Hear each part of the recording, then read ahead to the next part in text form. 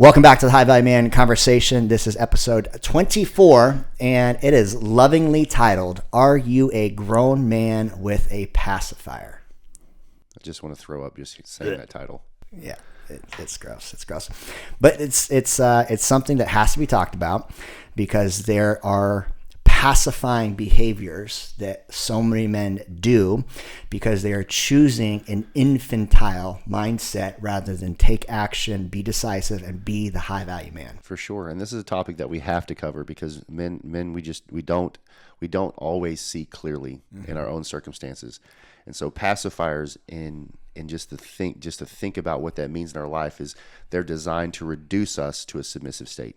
So a pacifier reduces us to a submissive state. And what we do is we allow the pacifier to steal our stare from what we say is most important. That's good. From what we say. And so I'm in a season, Aaron, you know this, where I've got a 2-month-old little boy. And he basically lives his life going from the nipple to the pacifier. And as a parent right now, when we get outside the house, we're traveling, we got him in the car, you do not leave the house without the pacifier. Yeah. Because he'll lose his mind. He'll go in an emotional state. He's got to have something that's occupying him, whether it's the sustenance from mom or whether it's just the little rubber nipple that's in his mouth that he's just sucking on. He's getting nothing from it, but it's just occupying his time. It's good. Helps to soothe him. Yeah, soothes him. That's good. A rubber plastic nipple for a baby to suck on that provides no sustenance. Yeah, and so we can grow up, we can go to college, we can get a career, buy a house, grow a beard and call ourselves a man. Yet if we look at our lives, where are we still turning to the pacifier in our emotional state for the sense of soothing?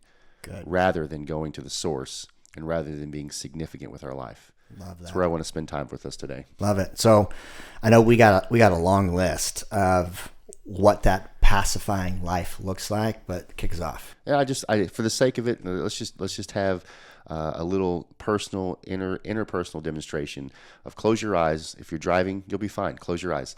And think of yourself in the mirror of what you look like with a pacifier in your mouth.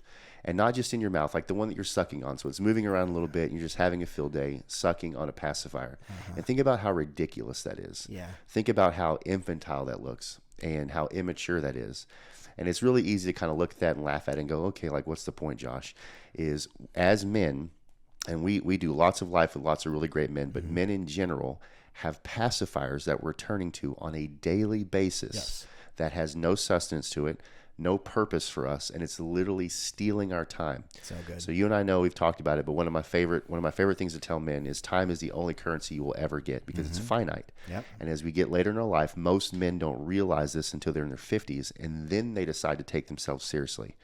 So what that means is, regardless of what season you're in, regardless of your circumstances, your relation status, whatever it may be, you have to stop and realize that you've probably got several pacifiers that you're turning to every single day that is sabotaging you in your own life to have live a life that's fulfilling, sustainable, that brings you joy, pride, makes you feel strong.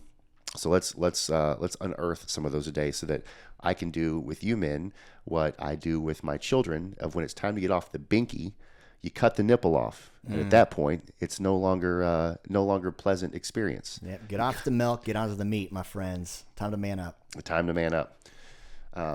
So the easiest one that comes to mind, I think a lot of guys defend, is sports, right? And so you think about the 4, 5, 7 hours during playoff season, your favorite team is playing that you don't own, by the way, that you're sitting, observing, watching, and cheering. And what are you actually doing?